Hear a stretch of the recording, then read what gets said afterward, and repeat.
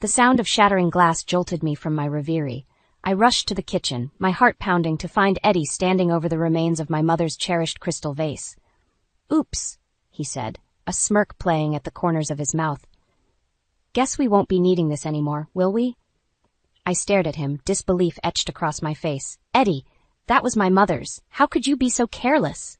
He shrugged, stepping over the shards as if they were nothing more than fallen leaves. "It's just a vase, Laura. Besides, it's not like she'll be coming over to use it anytime soon." The callousness in his voice made my blood run cold.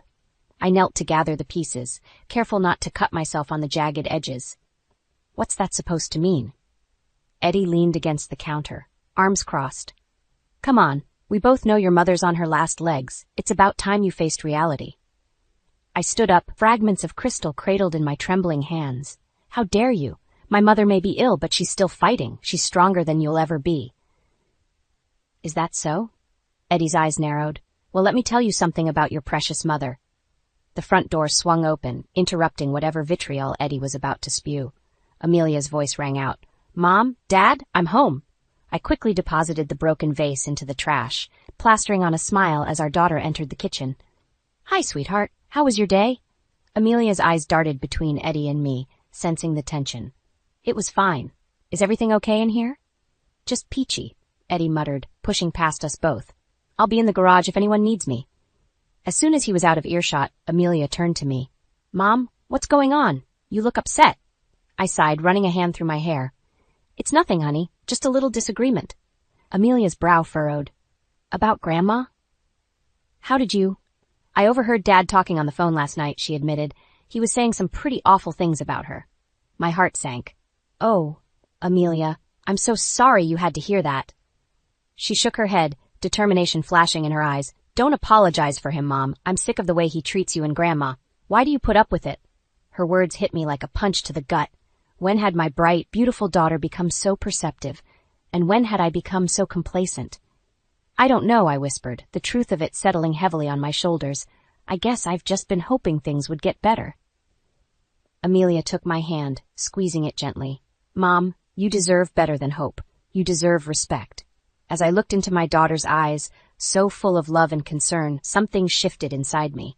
The anger I'd been suppressing for years bubbled to the surface, mingling with a newfound resolve. "You're right," I said, straightening my spine. "It's time I stood up for myself and for your grandmother." Just then my phone rang. I glanced at the screen, my heart leaping into my throat when I saw the caller ID. "It's the hospital."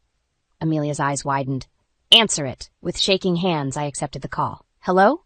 "Yes, this is Laura." As I listened to the nurse on the other end, my world tilted on its axis. I ended the call, turning to Amelia with tears in my eyes. "It's Grandma," I choked out. "She's taken a turn for the worse. We need to go to the hospital right away." Amelia nodded, already grabbing her keys. "I'll drive. Should we tell Dad?" I glanced towards the garage, where I could hear Eddie tinkering with his precious car. In that moment, I made a decision that would change everything. "No," I said firmly. "This is about family. Real family. He doesn't deserve to be there." As we rushed out the door, leaving Eddie behind, I felt a strange mix of fear and exhilaration. I didn't know what the future held, but I knew one thing for certain. Things were about to change, and I was ready to fight for what truly mattered. The hospital corridor seemed endless as Amelia and I rushed towards the ICU. My mind raced, replaying Eddie's cruel words about my mother. How had I let things get so bad? We rounded a corner and nearly collided with Uncle Joe and Aunt Lily. Their faces were etched with worry, mirroring my own. "Laura, thank goodness you're here," Aunt Lily said, pulling me into a tight embrace. Uncle Joe's usually jovial face was somber. "They've got her stabilized for now, but it was touch and go for a while." I felt my knees buckle, and Amelia quickly steadied me. "Can we see her?" The doctor emerged from Mom's room, clipboard in hand. "Family of Gladys Thompson?" We all nodded, and he gestured for us to follow him to a small consultation room. As we settled into the uncomfortable plastic chairs, I braced myself for the worst. "Mrs. Thompson has suffered a severe stroke," the doctor explained.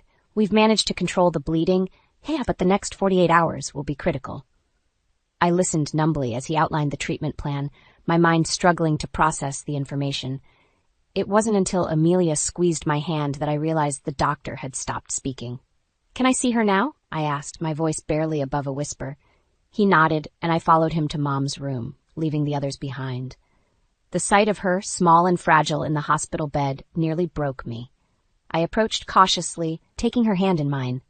"Oh, Mom," I whispered. "I'm so sorry." As I sat there holding her hand and listening to the steady beep of the monitors, my phone buzzed insistently in my pocket. I ignored it, focusing on the rise and fall of Mom's chest. After what felt like hours, Amelia gently touched my shoulder. "Mom, you should get some rest. I'll stay with Grandma." Reluctantly, I agreed, knowing I needed to clear my head. As I stepped into the hallway, I finally checked my phone. 12 missed calls from Eddie. With a sigh, I hit redial. He answered on the first ring. "Where the hell have you been?" he demanded. "I've been worried sick." I almost laughed at the absurdity of his concern. "You didn't seem too worried about my mother earlier." "Is that where you are, the hospital?" His voice dripped with disdain. "Laura, you need to come home. We have that dinner with the Johnsons tonight, remember?" I closed my eyes, counting to 10 before responding.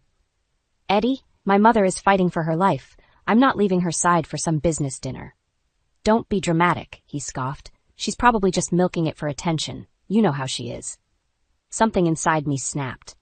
"How dare you? You have no idea what she's been through, what I've been through.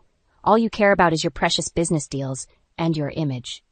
"Now wait just a minute." "No, you wait," I interrupted, my voice rising.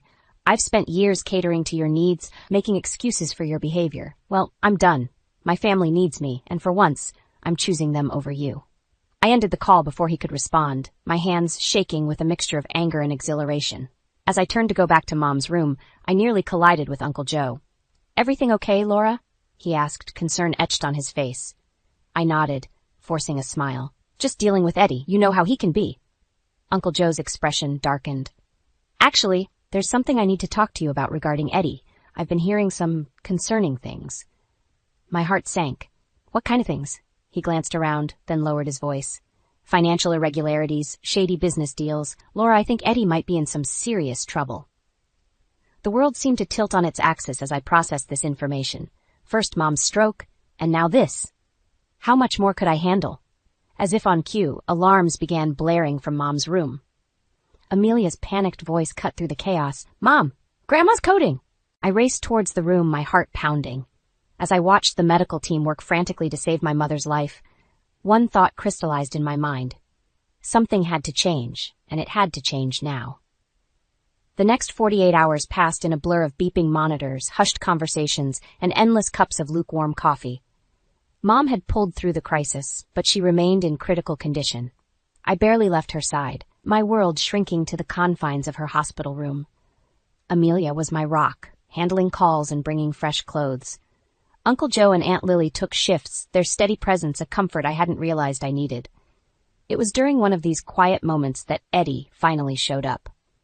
Well, he said, sauntering into the room like he owned it. "Looks like the old girl's tougher than we thought." I stiffened, my hand tightening around Mom's. "What are you doing here, Eddie?" he shrugged, eyeing the various machines. "Checking on my mother-in-law, of course, and wondering when my wife plans on coming home." "I told you I'm not leaving her," I said, struggling to keep my voice low. Eddie's face darkened. "This little vigil of yours is getting old, Laura. You have responsibilities at home." "My only responsibility right now is to my mother," I snapped. He leaned in close, his voice a menacing whisper. "Don't forget who pays the bills, sweetheart. Your mother's care isn't cheap." Before I could respond, Amelia burst into the room. "Mom, the doctor needs to—" "Oh." She stopped short, eyeing Eddie warily. "Dad, I didn't know you were coming." Eddie straightened, his charming mask sliding back into place. "Just checking in on everyone. How's my girl?" Amelia's eyes flicked between us, sensing the tension. "I'm fine. Mom, the doctor wants to talk to you about Grandma's treatment options." I nodded, grateful for the interruption. "I'll be right there." Turning to Eddie, I added, "We'll finish this conversation later." As I followed Amelia out, I heard Eddie mutter, "Count on it." The meeting with the doctor was a whirlwind of medical jargon and difficult decisions. Mom needed surgery, but her chances were slim. The cost would be astronomical. "I don't care about the money," I said firmly. "Do whatever it takes to save her." Returning to Mom's room, I found Eddie gone and Uncle Joe in his place. His face was grim. "Laura, we need to talk," he said, leading me to a quiet corner. "It's about Eddie and those financial irregularities I mentioned." My stomach churned. What about them? Uncle Joe took a deep breath. I've been doing some digging. Laura, Eddie's company is in serious trouble. There are rumors of embezzlement cooking the books. If it's true, he could be facing jail time. The world seemed to tilt beneath my feet. That's impossible. Eddie would never... But even as I said the words, doubt crept in. The late nights at the office, the mysterious phone calls, the sudden insistence on controlling our finances. It all started to make a terrible kind of sense. There's more, Uncle Joe continued. I think he might be planning to use your mother's medical bills as a cover, if he can claim financial hardship. He could hide his tracks, I finished, feeling sick. Just then, my phone buzzed with a text from Eddie. Made executive decision, pulling plug on your mother's treatment. Time to let nature take its course. Red-hot fury surged through me. How dare he? After everything he'd done, now he wanted to sacrifice my mother to save his own skin. In that moment, something inside me hardened. The last lingering shreds of affection I'd felt for Eddie withered. And Uncle Joe, I said, my voice steady despite the storm raging inside me. I need a lawyer, a good one. He nodded, understanding in his eyes. I'll make some calls. As he left to do just that, I turned back to Mom's still form. I'm so sorry, I whispered, taking her hand. I should have seen it sooner, but I promise you I'm going to fix this. Eddie won't win, not this time. I pulled out my phone, my fingers flying over the keys as I typed a response to Eddie. Touch my mother's care and I'll bury you. Divorce papers incoming. As I hit send, a weight lifted from my shoulders. The road ahead would be hard, but for the first time in years, I felt truly free. The next morning, I woke to the gentle beeping of Mom's heart monitor. For a moment, I forgot about Eddie, about the impending divorce, about everything except the rise and fall of her chest. Then reality came crashing back. Morning, Mom, I whispered, squeezing her hand. We've got a big day ahead of us. As if on cue, my phone buzzed. It was Sandra, the lawyer Uncle Joe had recommended. I can meet you at the hospital in an hour, her text read, bringing the paperwork. I took a deep breath, steeling myself for what was to come. Just then, Amelia walked in, 2 cups of coffee in hand. You're a lifesaver, I said, gratefully accepting one. She smiled, but it didn't reach her eyes. Mom, are you sure about this? Divorcing Dad, I mean.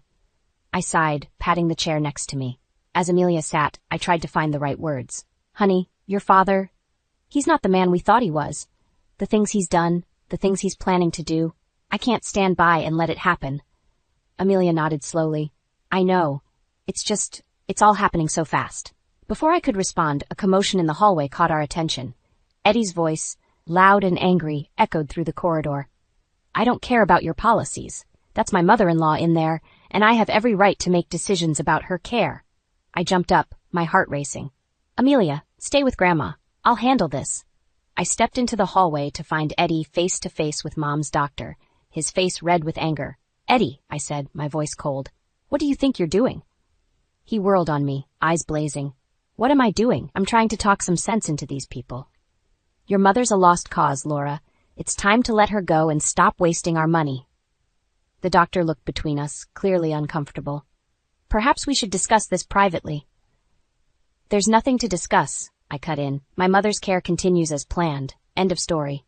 Eddie grabbed my arm, pulling me close. You don't get to make that call. I'm still your husband, and what I say goes. I wrenched my arm free, fury coursing through me. Not for long. You're not. His eyes widened as the implication sank in. What are you talking about? Mrs. Thompson? A new voice interrupted. We turned to see a sharp-dressed woman approaching, briefcase in hand. I'm Sandra Reeves. We spoke on the phone. Eddie's gaze darted between us. Who the hell is this? My lawyer, I said, straightening my spine. Eddie, I think it's time we took this conversation somewhere more private. We found an empty waiting room, tension crackling in the air. Sandra laid out a stack of papers on the table between us. What's the meaning of this? Eddie demanded. Divorce papers, I said simply. I'm done, Eddie. I know about the embezzlement, the cooked books. I know you were planning to use my mother's medical bills to cover your tracks. It ends now. The color drained from Eddie's face. You can't prove any of that. Sandra cleared her throat. Actually, Mr. Thompson, we have quite a bit of evidence. Your wife is prepared to turn it all over to the authorities unless you agree to her terms. Eddie's shock quickly turned to rage. You conniving bitch. After everything I've done for you? Everything you've done? I laughed bitterly. You mean belittling me? Neglecting our daughter? Trying to kill my mother to save your own skin? "Oh yes, Eddie, you've done so much." He lunged forward, but Sandra was quicker, stepping between us. "Mr. Thompson, I strongly advise you to calm down and consider your options carefully." For a long moment, the only sound was Eddie's heavy breathing. Then, deflating like a punctured balloon, he sank into a chair. "What do you want?" he asked, defeat in his voice. I slid the papers across the table. "Sign these. Walk away. Leave my mother, my daughter, and me alone. Do that, and maybe, just maybe, I won't turn you in." As Eddie picked up the pen, his hand shaking, I felt a weight lift from my shoulders. The road ahead would be difficult, but for the first time in years, I could see a glimmer of hope on the horizon. The days following Eddie's signing of the divorce papers were a blur of legal meetings and hushed conversations with Uncle Joe and Aunt Lily. Through it all, Mom's condition remained stable, but precarious. I clung to hope like a lifeline, refusing to consider the alternative. It was a quiet Tuesday afternoon when everything changed. I was dozing in the chair beside Mom's bed, Amelia having convinced me to get some rest, when the alarms started blaring. I jolted awake, my heart pounding as nurses and doctors rushed into the room. "What's happening?" I cried, but no one answered. They were too busy working on Mom, their voices urgent and clipped. Amelia appeared at my side, her face pale. "Mom, we need to step out. Let them work." Numbly, I allowed her to lead me into the hallway. We stood there, holding each other, as the minutes ticked by agonizingly slow. Finally, the doctor emerged, his expression grave. "Mrs. Thompson," he began, and I knew. I knew before he said the words that would shatter my world. "I'm so sorry. We did everything we could, but your mother's heart couldn't take the strain. She's gone." The world tilted sideways, and I would have fallen if not for Amelia's steady grip. "No," I whispered. "No, it can't be. She was getting better. She was." But the truth was there in the doctor's sympathetic eyes, in the quiet sobs coming from my daughter. Mom was gone. The next few hours passed in a haze of paperwork and phone calls. Uncle Joe and Aunt Lily arrived, their presence a comforting anchor in the storm of my grief. As night fell, we gathered in Mom's room for one last goodbye. I stood by her bed, holding her still warm hand, memories flooding through me, her laugh, her wisdom, the way she always knew exactly what to say to make things better. How could I go on without her?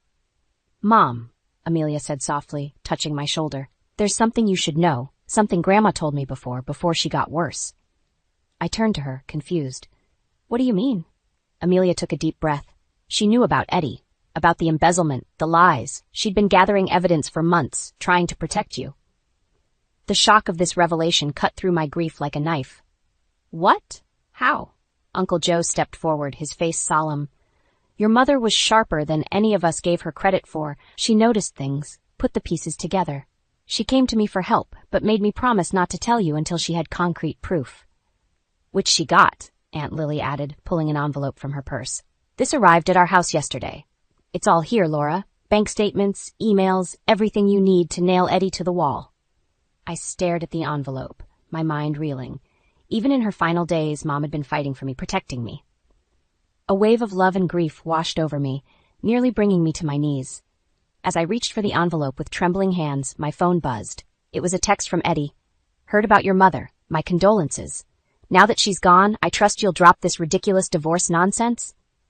White-hot anger surged through me, burning away the fog of grief. How dare he? After everything he'd done, everything Mom had sacrificed to expose him, he thought he could just waltz back into our lives? In that moment, I made a decision. Mom had given me the tools to fight back, and I wasn't about to let her final act of love go to waste. I looked at my family, Amelia, Uncle Joe, Aunt Lily, and saw the same determination reflected in their eyes. "We're going to make him pay," I said, my voice steady and sure. "For Mom, for us, for everything he's taken. Eddie's going down, and we're going to be the ones to do it." As we left the hospital that night, Mom's evidence clutched tightly in my hand. I felt a strange mix of sorrow and resolve. The road ahead would be hard, but with my family by my side and Mom's spirit guiding me, I knew we could face whatever came next. Eddie had no idea what was coming for him, but he was about to find out. The day after Mom's funeral, I sat at the kitchen table, surrounded by stacks of papers. Mom's evidence against Eddie lay spread before me, a damning chronicle of his deceit. With each document I read, my resolve hardened. Amelia entered, her eyes red-rimmed from crying. "Mom, there's something you need to see." She handed me her tablet, open to a local news site. The headline made my blood run cold. Local business tycoon Eddie Thompson under investigation for fraud. It's everywhere, Amelia said softly. Social media, news channels, everything. I skimmed the article, my heart pounding. Someone had leaked information about Eddie's financial misdeeds to the press. Our carefully laid plans were unraveling before our eyes. Just then, my phone exploded with notifications, texts from friends, voicemails from reporters, and one message that made my stomach drop. We need to talk. Now, Eddie. I looked at Amelia, seeing my own panic reflected in her eyes. What do we do? Before I could answer, the front door burst open. Eddie stormed in, his face a mask of fury.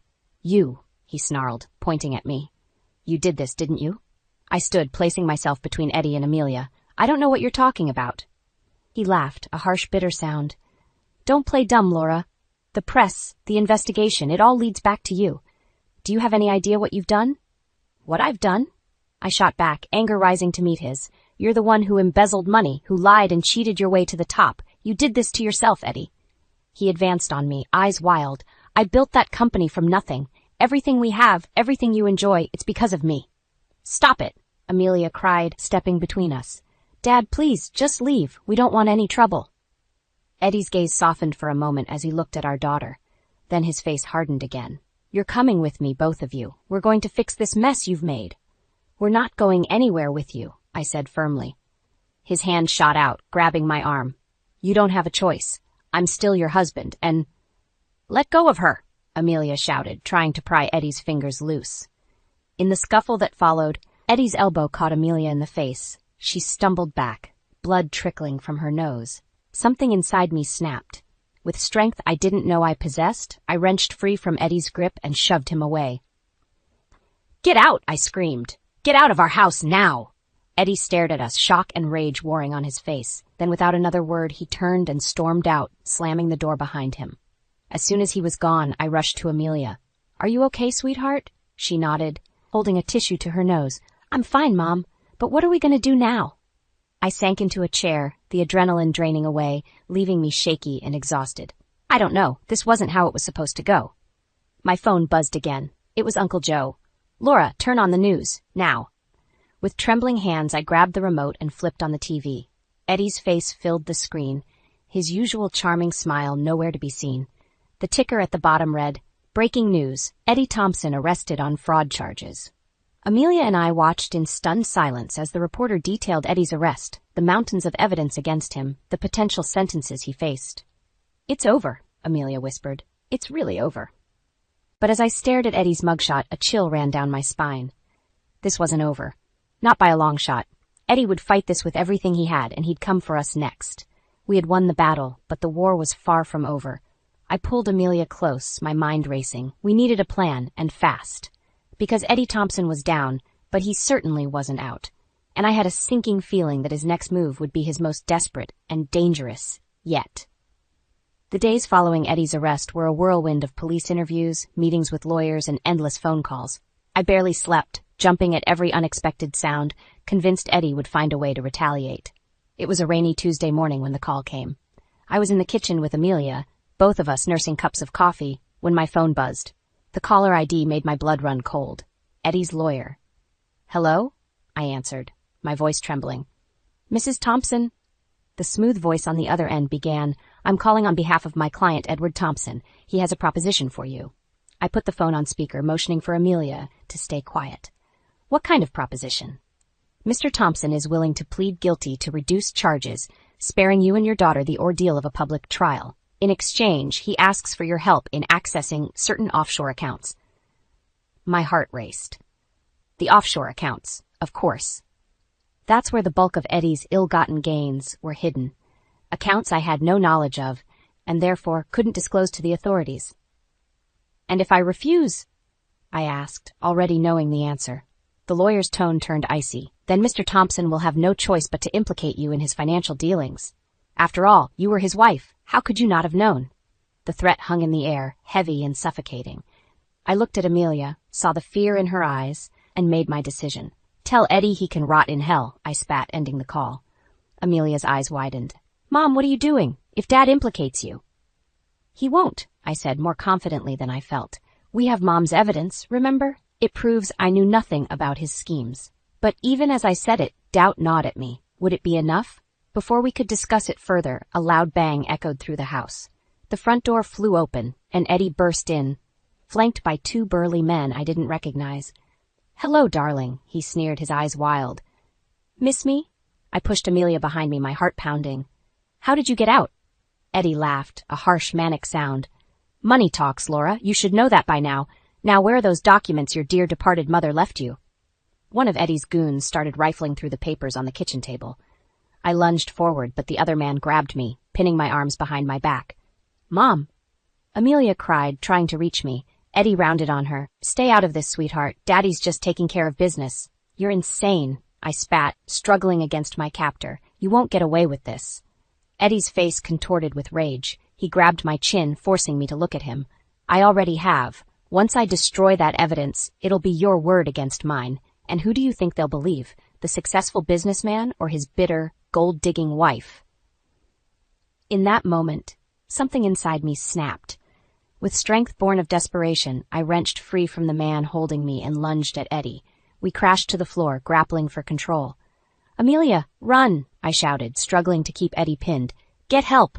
I heard the sound of breaking glass and running footsteps as Amelia escaped through the back door. Eddie's men moved to follow her, but Eddie barked, "Let her go. We have what we came for." As Eddie's weight pressed down on me, his hands around my throat, I saw my life flash before my eyes. All the years of manipulation, of feeling small and powerless. But not anymore. With a surge of adrenaline, I brought my knee up hard, catching Eddie in the stomach. He wheezed, loosening his grip just enough for me to break free. I scrambled to my feet, grabbing the first thing I could reach. A heavy crystal vase, a wedding gift from years ago. As Eddie lunged at me again, I swung with all my might. The vase connected with a sickening crack, and Eddie crumpled to the floor. His men, seeing their boss fall, hesitated for just a moment before fleeing. As sirens wailed in the distance, I stood over Eddie's unconscious form, the broken vase still clutched in my trembling hands. It was over. Finally. Truly over. But as I sank to my knees, exhaustion and shock setting in, one thought echoed through my mind. What happens now? The courtroom was packed as I took the stand, my heart pounding in my chest. Eddie sat at the defense table, his once charming smile now a twisted sneer. As I swore to tell the truth, I caught Amelia's eye in the gallery. She nodded encouragingly, and I felt a surge of strength. "Mrs. Thompson," the prosecutor began, "please tell the court about the events leading up to your husband's arrest." Taking a deep breath, I recounted everything. The years of emotional abuse, the financial deception, and that final, terrifying confrontation in our home. With each word, I felt the weight of secrets and fear lifting from my shoulders. Eddie's lawyer tried to paint me as a vindictive, money-hungry wife, but the evidence spoke for itself. Mom's meticulous records combined with the financial documents we'd uncovered left no doubt about Eddie's guilt. As I stepped down from the witness stand, Eddie leapt to his feet. "You ungrateful bitch," he snarled. "After everything I've done for you." The judge's gavel came down hard. "Mr. Thompson, control yourself or I'll have you removed." Eddie subsided, but his eyes burned with hatred. In that moment, I realized how close I'd come to losing everything. My dignity, my freedom, even my life. The jury's deliberation was mercifully short. As the foreman read out the verdict, guilty on all counts, a collective sigh of relief swept through the courtroom. Eddie's face crumpled, the reality of his situation finally sinking in. As the bailiffs led him away, Eddie called out, "Laura, please, you can't let them do this to me." I turned to face him one last time. "Goodbye, Eddie," I said softly. "I hope you find peace." Outside the courthouse, surrounded by reporters and well-wishers, I felt oddly calm. Amelia hugged me tightly, tears streaming down her face. "It's over, Mom," she whispered. "We're free." Uncle Joe and Aunt Lily were there too, beaming with pride. "Your mother would be so proud of you," Aunt Lily said, squeezing my hand. As the crowd dispersed, Amelia pulled me aside, her expression nervous but excited. "Mom, there's something I need to tell you." My heart skipped a beat. "What is it, sweetheart?" She took a deep breath. "I've met someone. His name is David, and he's wonderful, Mom. I think you'll really like him." Joy bubbled up inside me, pushing aside the last lingering shadows of the past few months. "Oh, Amelia, that's wonderful news. When can I meet him?" As Amelia launched into a description of her new love, I felt a presence beside me. It was Sandra, my lawyer and now friend. "Congratulations, Laura," she said warmly. You've won more than just a court case today. You've reclaimed your life. I nodded, feeling the truth of her words deep in my bones. What happens now? I asked. Sandra smiled. That's entirely up to you. The world is wide open. As we walked away from the courthouse, arm in arm with my daughter, I felt a sense of possibility I hadn't experienced in years. The road ahead wouldn't be easy. There were still wounds to heal, trust to rebuild, but for the first time in a long time, I was excited about the future. That night, as Amelia and I sat on the porch of our new home watching the sunset, I thought about Mom. I could almost hear her voice on the breeze, telling me how proud she was, how much she loved me. I miss her, Amelia said softly, as if reading my thoughts. I put my arm around her. Me too, sweetheart, but she's still with us in everything we do. As the stars began to twinkle in the darkening sky, I made a silent promise to Mom, to Amelia, and to myself. We would live fully, love deeply, and never again let anyone dim our light. The journey had been long and painful, but as I sat there with my daughter looking out at the new life stretching before us, I knew that every step had been worth it. We had survived, we had triumphed, and now finally, we were truly free. The end.